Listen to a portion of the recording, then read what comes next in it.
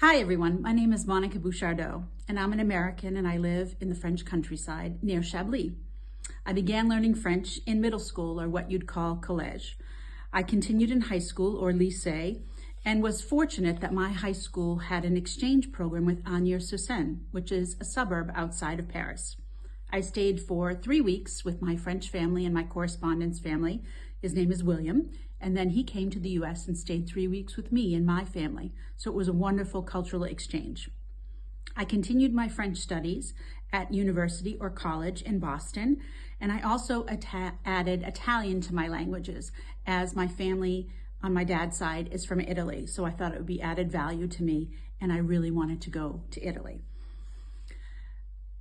One summer I studied at the University of Grenoble in the Alps. It was an intensive language program with social events and travel all throughout France. It was absolutely magical, unforgettable, and one of my dearest friends is actually from the program. And that was in the summer of 1992.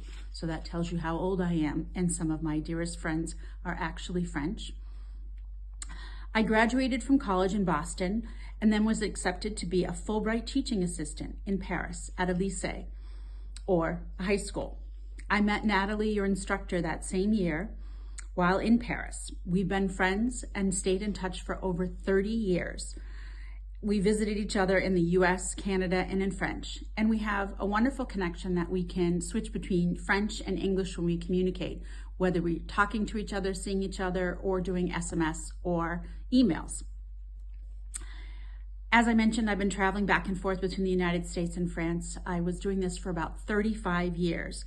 And now it's my home, thanks to my correspondent, William, who I met in high school, who introduced me to my dear husband, David. He is French, and so France is now my home. It's no surprise that I have always loved learning languages and cultures, new languages, or enhancing my French. I have a passion for it. I adore it. I really think it's something that's important for me, and you may feel the same. It's helped me to be more tolerant and open-minded. I also see things differently. I have a different perspective in life, I think, from having another language or 3 languages. My Italian's not as strong as my French, but I'd say I speak 3. It also keeps my brain very active, as I speak English and French daily. It's something I do. I switch between the 2. And there are recent studies that are showing that switching between 2 languages, being bilingual or fluent, or even practicing both, is something that really enhances brain function. They're showing this with folks who have Alzheimer's and dementia. And in my family, that is something that is of concern, as my mom was impacted by it, and as were other family members. So I enjoy the fact that I speak 2 languages or 3, but it's also something that is good for my brain activity. Research is showing this more and more. I actually shared 2 articles with Natalie. One is from, it's the Cambridge University Press, and the other is from the University of Potomac in the United States. If she has the opportunity to share these articles with you, you'll see that the topic is really something in the forefront these days. Learning languages is brain food. It's nourishing. It enhances your creativity as well, your ability to problem solve, as you're really focused not just on 1 language, but 2. Your brain, left and right side, are switching and helping you with translations, vocabulary, and deciphering.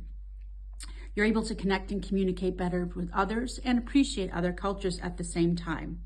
There's proven value in it, and I'm living proof of that. I'd like to leave you today with one thought. I encourage you to remain curious and continue your language learning journey.